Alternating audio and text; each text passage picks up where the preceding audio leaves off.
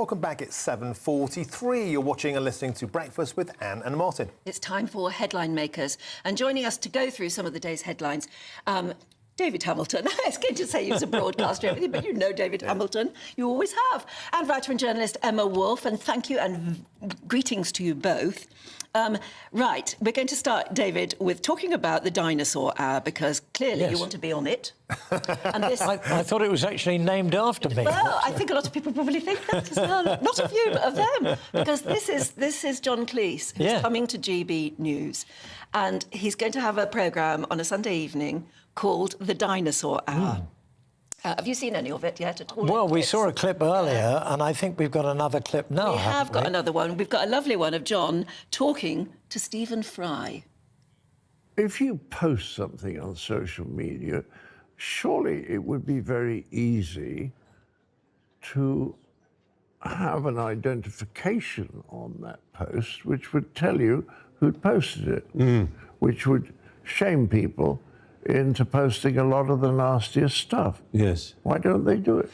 Well, in the case of Twitter, Elon Musk is a libertarian, free speech absolutist, he calls himself, and I think he would regard any regulation which enforced something like that, a denial of anonymity and the right to anonymity. But a denial of anonymity... I agree with you. You're not forcing it on people. No. What you're saying is if you want to post something, you have to tell people who you are. I think it's a mixture of genuine sense that they want it to be a free space where people can comment without being got at, for example. Because the problem is, you might express a view in some of the hot button issues of today. You might express a view on gender and something like that, and you will get shat upon on both sides. Doesn't matter which side. But that's the problem about expressing a view anyway. Well, it is. It is. And so anonymity gives a sort of confidence to some, but confidence to terrible people, as we know. It's a disaster. And I put things on Twitter, as you do. I used to, yes. You don't anymore? No, I'm afraid once Mr. Musk got there, I just felt no. Oh, I know. And this is why you mustn't believe anything I say about the future, because I believed when in 2007, when I joined Twitter and it was just starting, I believed that it would melt away boundaries and divisions and the old problems, and that we would all be brothers and sisters. But the problem with technology is there are always good people who will use it for good reasons, and then there are rather bad people who will use it for bad reasons. Yes. And that's true of everything that's ever been invented. I look at Gutenberg's first printing press, and you look at it, that is capable of printing the poems of John Keats or Mein Kampf.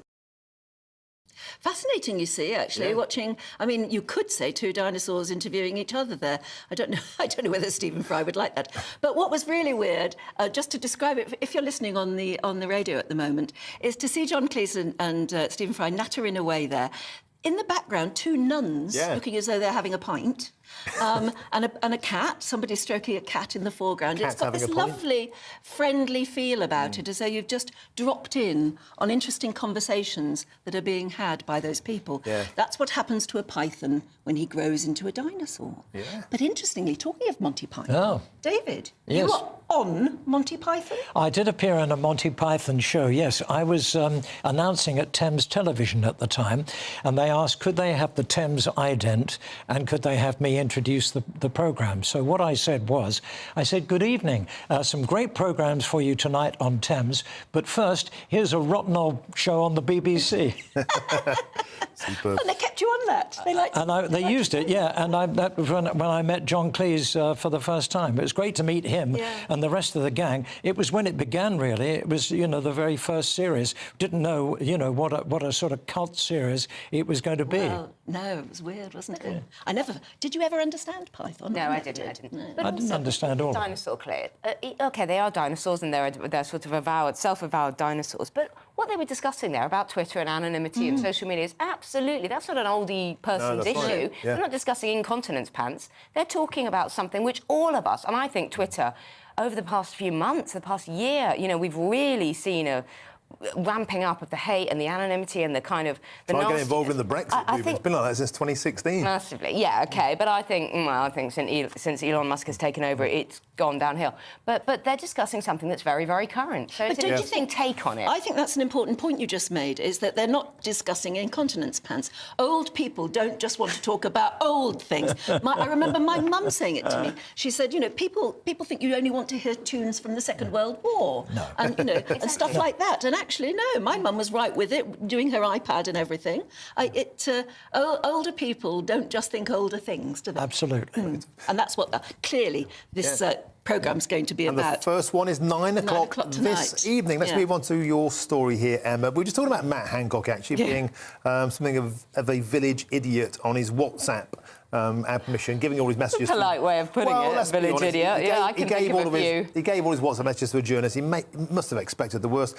Another story here. The NHS spent millions on a failed AI doctor app backed by Matt Hancock. Yeah, guess what? Ever heard of Babylon Health? No, I haven't either. Well, Matt Hancock, former health secretary, at the biggest crisis, really, for the health service of our generation, probably of the last century, gave Babylon Health around £22 million over the past 3 years for a flawed or a failed AI app. It was a bot. It was a bot that was going to triage patients and prevent them from going to A&E. Fairly straightforward. It failed to recognise the signs of a heart attack. It failed to recognise the signs of suspected blood clots, dangerous blood clots. It had 3 contracts signed up by Matt Hancock, 3 contracts across NHS trusts. All of those contracts have been ripped up. Absolutely. I mean, if Matt Hancock, you know, he went to these kind of wazzy launches and these shiny launches and he likes a bit of tech, so he completely failed to assess the actual technology here. Is that entirely fair, though, if you look at it in the context of everybody wondering how on earth to expedite things when it came down to COVID? I mean, maybe mistakes were always going to be made. Yeah, and a lot of them by Matt Hancock. I mean, if you're health secretary, you need to... I don't know, but I mean, this is just another example. You know, look at the millions wasted on PPE, PPI, all of those things. And the NHS seems to be incapable of having a functioning technological, digital, 21st century system. And isn't that ironic? Because this week, of course, Rishi Sunak making a huge play that the UK should be the centre of the world of AI. And here we are. Underfunded. I'll tell you what worries me about AI. People say that it will be unsafe in the wrong hands. So what are the right hands? Are we the right? They say that AI will take over. Are we the right hands? Yeah. I mean, you know, in the world today, what are the right hands? That brings us on to... Does one hand know what the other's doing? Well, indeed. Yeah. What does one leg know what the other's doing in Strictly, David? Yeah, do you watch Strictly? No. You two? Are you three? I've got to say, I'm not a fan. I know Emma doesn't, because she doesn't watch any... She hasn't even got a television. But lots of people out there do. You've just lost me all my work. Thank you for announcing that. A lot of people do, and there's a great deal of controversy at the moment because Strictly stars are becoming increasingly furious at having to compete against professional West End star Leighton Williams. Now, he starred when he was quite young in Billy Elliot, but he says that the point is that he is not a ballroom dancer. He's scored 39 points out of 40 over the last 2 weeks. And there's a general feeling that the standard this year has become very sort of semi-professional, and that the charm of Strictly was that it was people who couldn't dance and then eventually... Some of them did. With the aid of the pros, they did. Or even those who never did. I mean, for example, Anne Widdecombe being sort of flung around like a sack of spuds. And I say that as a friend of Anne's. I think was fantastic and hilarious because it made it, she's just like me. I can understand their worry here. If Leighton... I didn't realise Leighton Williams was once a Billy Elliot. Yes, he was. That means he's got it, doesn't it? I mean, it means he's got it. He has been a dancer, but he is saying not ballroom. That's his point. Yeah, but... Yeah. What do you see? Bit naughty, isn't it? Yes, I think so. Whereas Angela Rippon was a professional journalist and newsreader. Yes. That's what she was. The fact that we all knew that she was a good dancer, she was just that in her spare time. That's it, yeah. That was just a coincidence. It was a hobby, but a very good hobby, but she's not a trained And frankly, pro. she's also 79, which is out of this world. She is incredible, isn't she? Really amazing. I mean, I've seen clips of her, and wow. And I'm waiting for her to win. But I didn't realise Leighton is putting up a good fight for the title as well. He's doing well. He's the hot favourite now. No. he might win the vote. And that's a nice little segue, Emma, to this. I'm fascinated by this. The none of the above party could be a huge factor at the next election, as people just don't know who to vote for. People just don't know. Well, we're all obsessed with this idea. I mean, it's just been announced that it might be a Halloween and October 31st ghoulish election next year. Media, Westminster bubble people are obsessed with, oh, it's 12 months till the election's looming. We say all this. Most voters are not even thinking about an election. About 90% of people haven't even registered. They're thinking about the winter, the school bills, the Christmas, whatever's happening in their lives.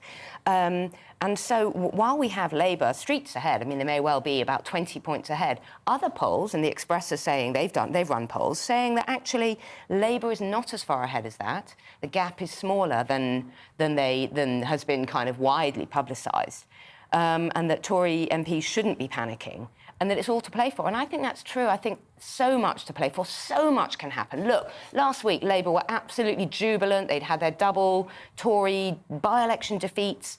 They were riding high. They were readying themselves for number 10. Now Starmer is mired in all sorts of grief over the Israel-Gaza situation. And of course, the Brexit referendum, none of the polling caught that, because so many people who'd never voted at all before voted for Brexit, and so they just came from nowhere to change history. And also because if you said you were going to vote for Brexit, you were sneered at. There were so many secret people who just thought, yes, exactly they like voted Trump. in secret. So many people who actually feel strongly and won't say it. Yep.